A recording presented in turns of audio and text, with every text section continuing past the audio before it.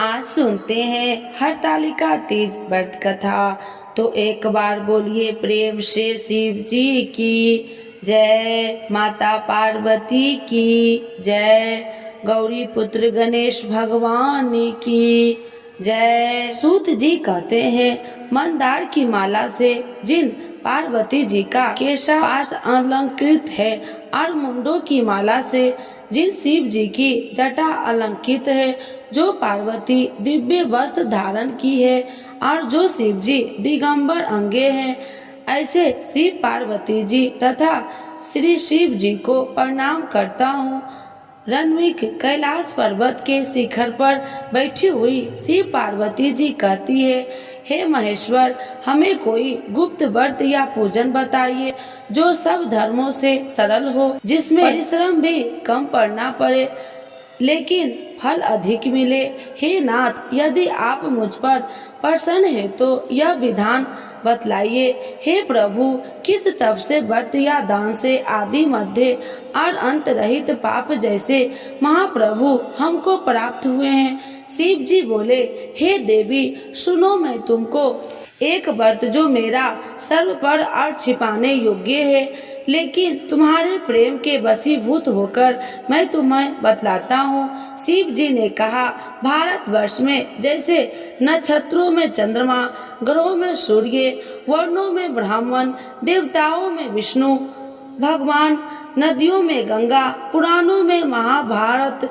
वेदों में 7 वेद और इंद्रियों में मन श्रेष्ठ है, सब पुराणों और वेदों का सब वस्त्र जिस तरह कहा जाता है, मैं तुम्हें एक प्राचीन व्रत बतलाता हूँ। एक रात मन से सुनो। जिस व्रत के प्रभाव से तुमने मेरा आधा आसन प्राप्त किया है, वह मैं तुमको बतलाऊंगा, क्योंकि तुम मेरी प्रियसी हो। भाद्रपद मास के हस्त नक्षत्र से युक्त शुक्ल पक्ष की तृतीया तिथि को उसका अनुष्ठान मात्र करने से स्त्रियां सब पापों से मुक्त हो जाती है।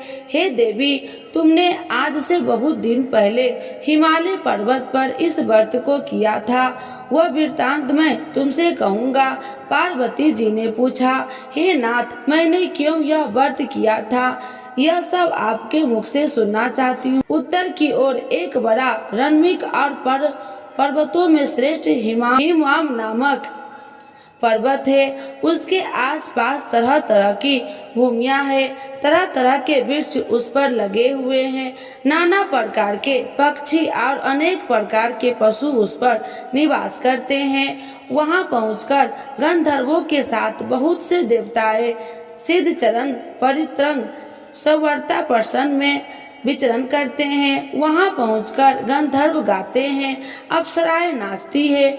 उस पर्वत राज के कितने ही शिखर ऐसे हैं कि जिसमें अष्टफिक रत्न वैद्य वनिक आदि की खाने भरी है। यह पर्वत ऊंचा तो इतना अधिक है कि मित्र के घर की तरह समझकर आकाश का स्पर्श किए रहता है। उसके समस्त शिखर सदैव हिम बर्फ से आच्छादित रहते हैं। गग जल की ध्वनि सदा सुनाई देती है। हे पार्वती, तुमने वाले काल में उसी पर्वत पर तपस्या की थी।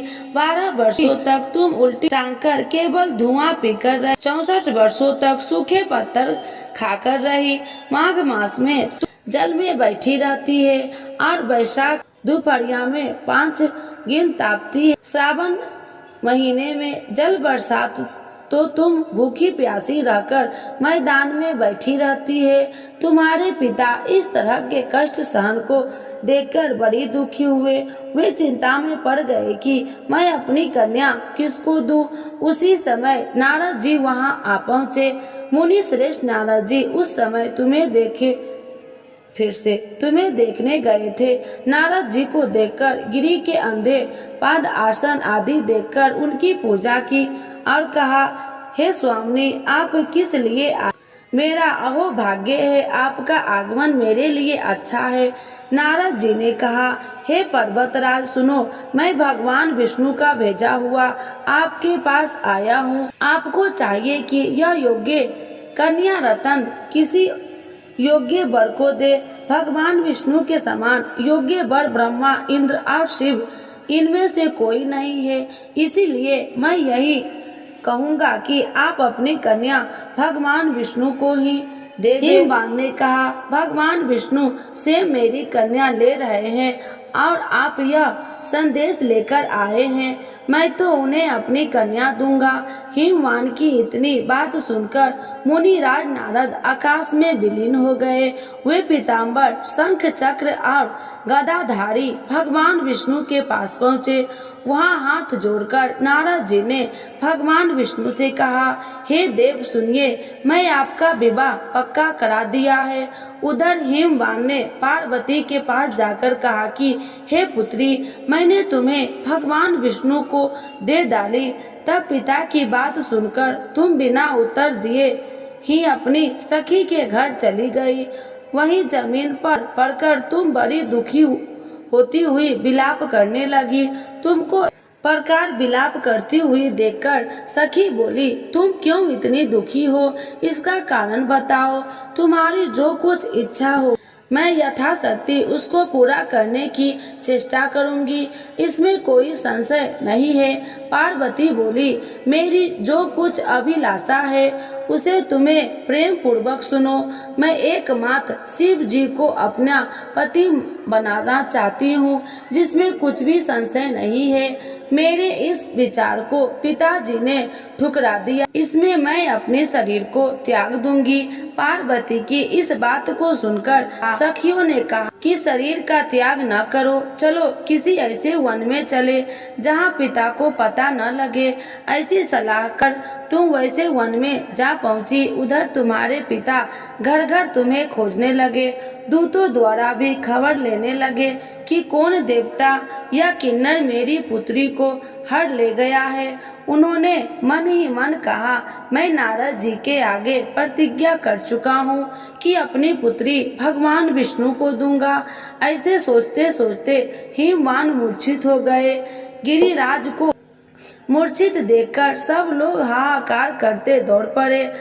जब होश हुआ तो सब पूछने लगे कि गिरिराज, आप अपनी मूर्छा का कारण बताइए।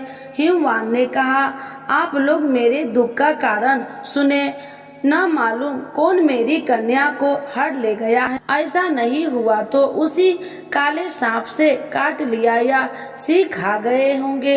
हाय हाय, मेरी बेटी कहाँ गई? किसी दुष्ट ने मेरी पुत्री को मार डाला।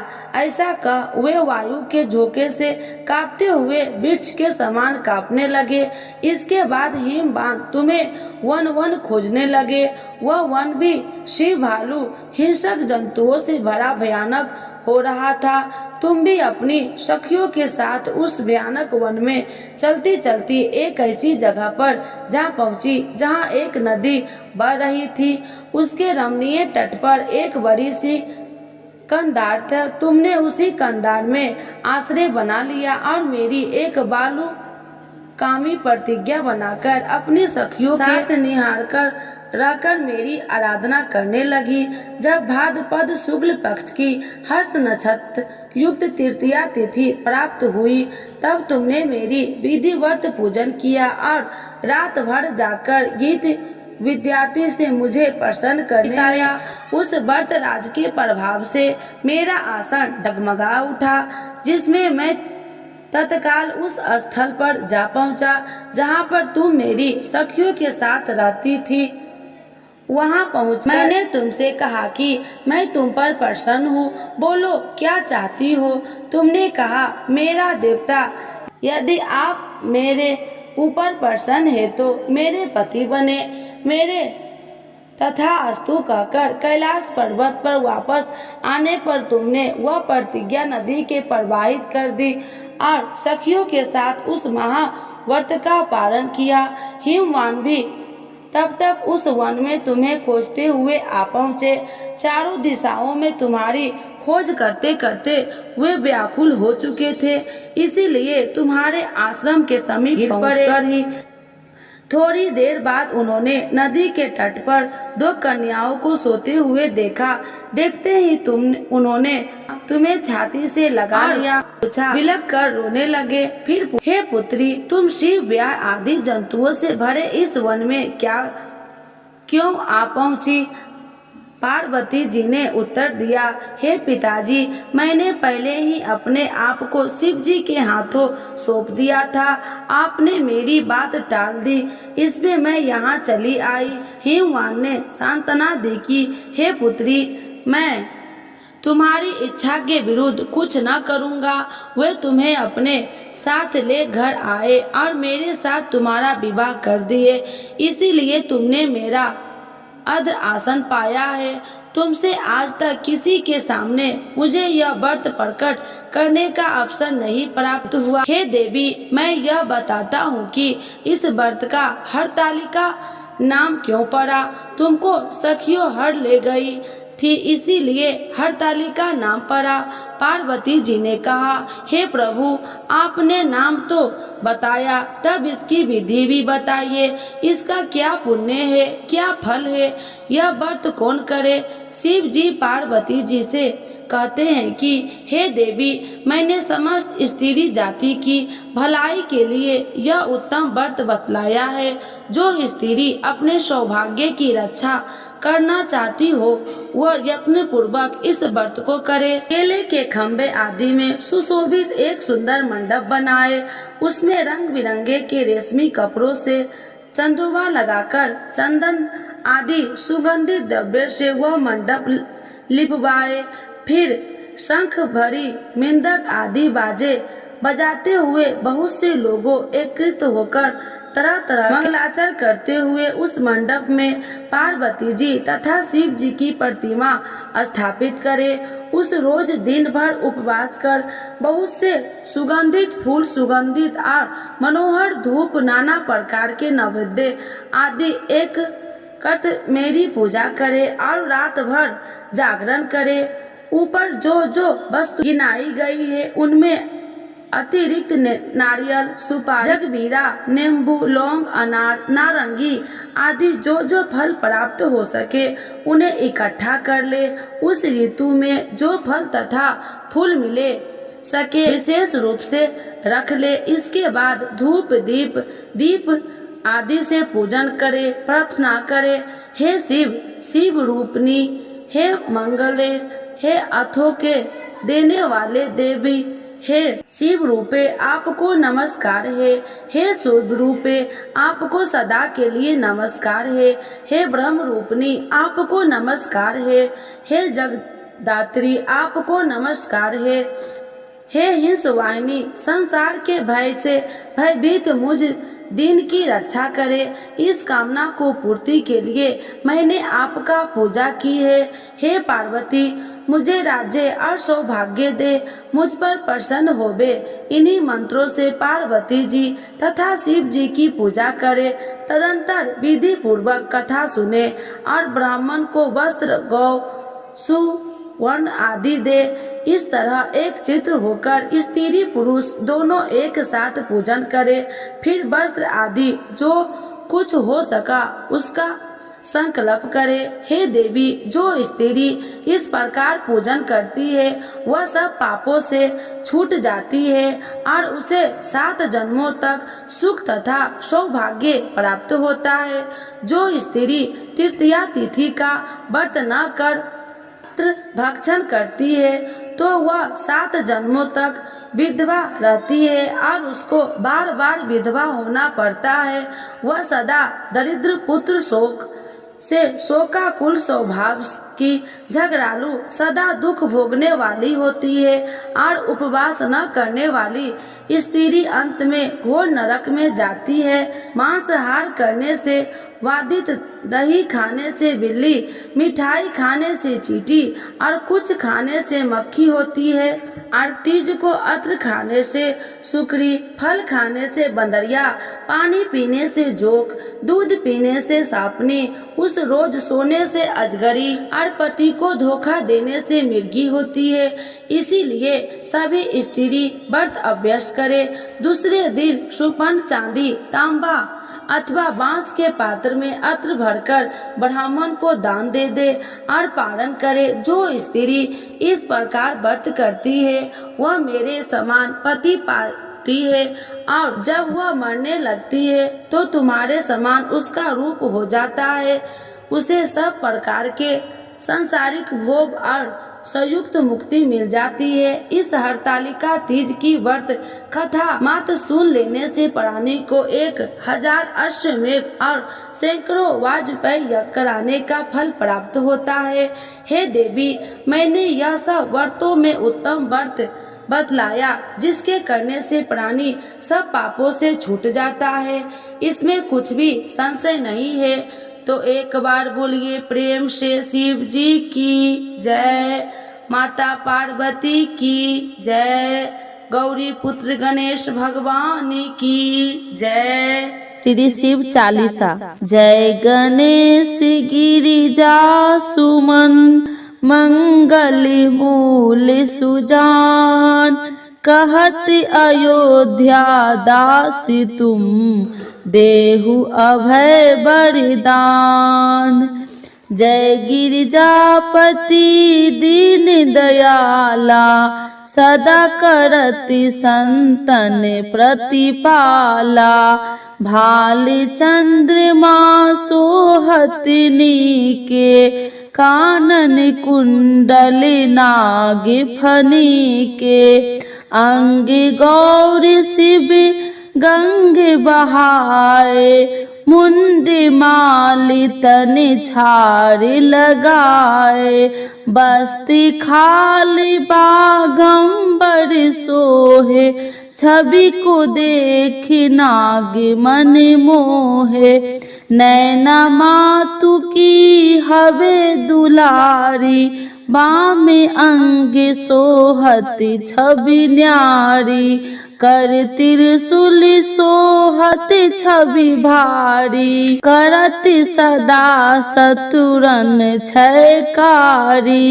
नंदी गणेश सोहे तह कैसे, सागर मध्य कमल है जैसे। कार्तिक श्याम और गणराऊ, या छवि को कहीं जात न काऊ। देवन जब ही जाए पुकारे, तब ही दुखी प्रभु आप निवारा। किया उपद्रव तारक भारी, देवन सब मिली तुम ही जुआही। तुरत शरणन आप पठाओ, लवनी में से महामारी गिराओ। आप जलंधर असुर संगारा, सुयस तुम्हारा विदित संसारा। तिरपासुर संग युद्ध मचाई, सब ही कृपा कर लीने बचाई। किया तप ही भागीरथ भारी, पूरब प्रतिज्ञाता सुपुरारी।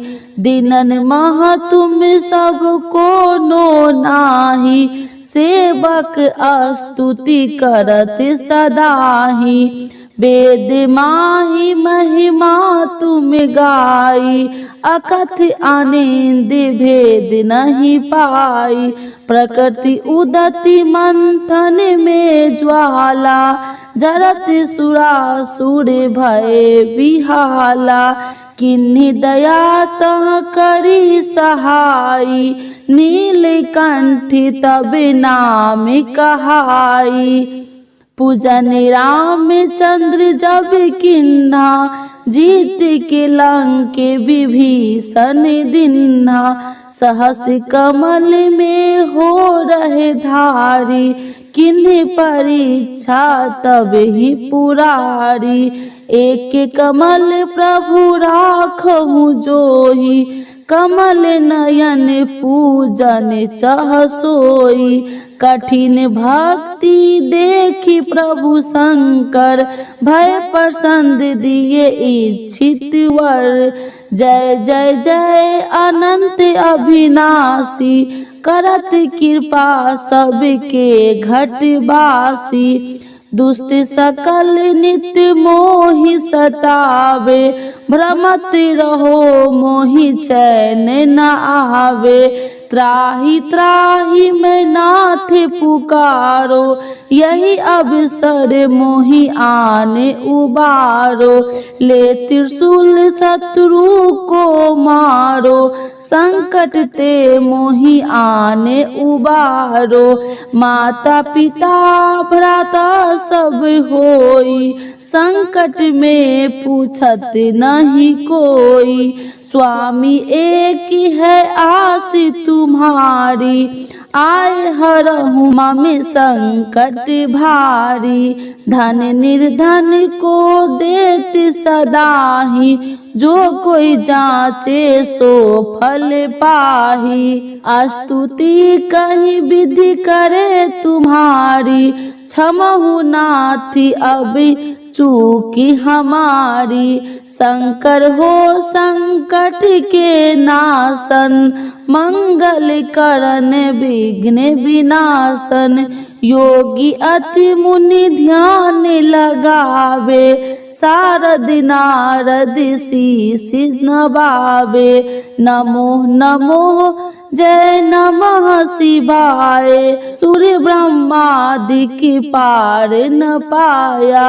जो यह पाठ करे मन लाई, तापर होते है शंभु सहाय।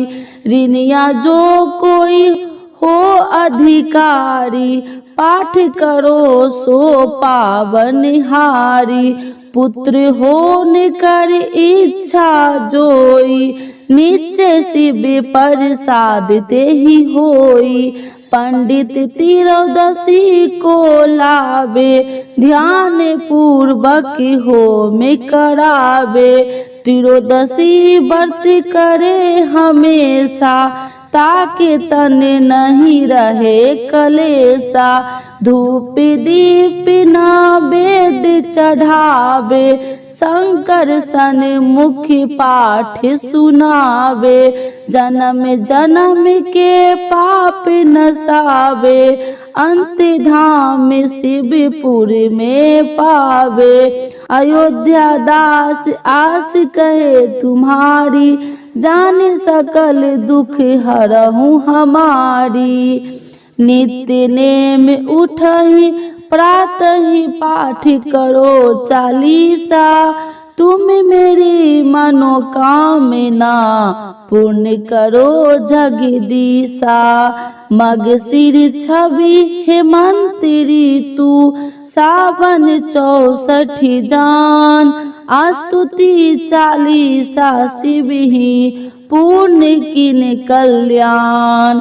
शिव जी की जय, भोला बाबा की जय। शिव जी की आरती। भगवान शिव जिन्हें शंकर भोलेनाथ महादेव के संबोधन से भी पुकारा जाता है, इनकी स्तुति मुख्यतः साप्ताहिक दिन सोमवार, मासिक त्रयोदशी तथा प्रमुख 2 शिवरात्रियों को की जाती है।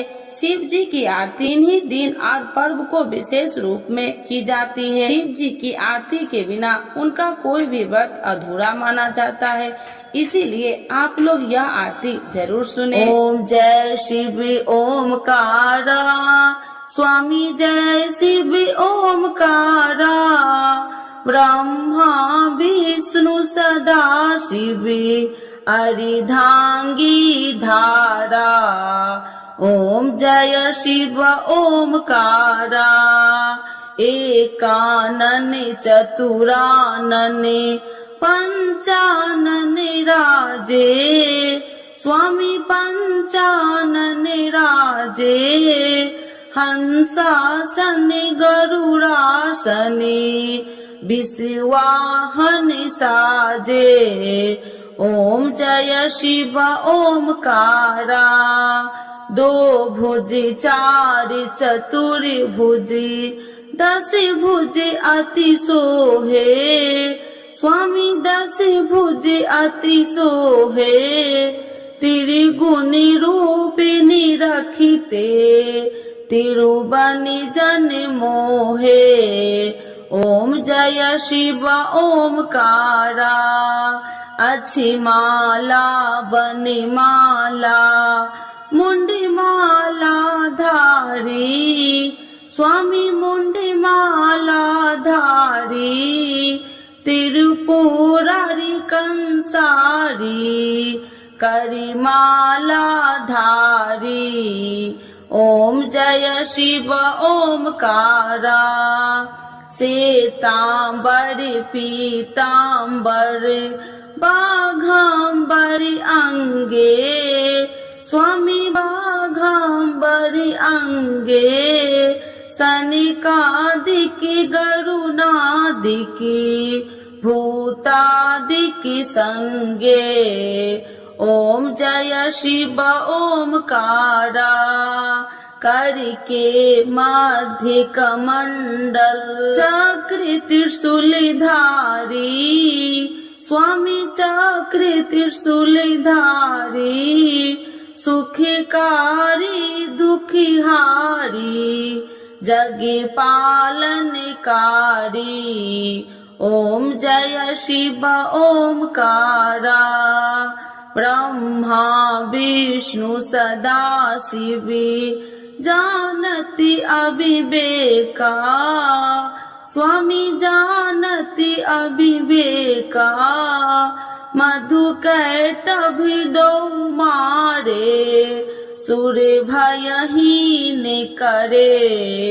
ओम जय शिव ओमकारा।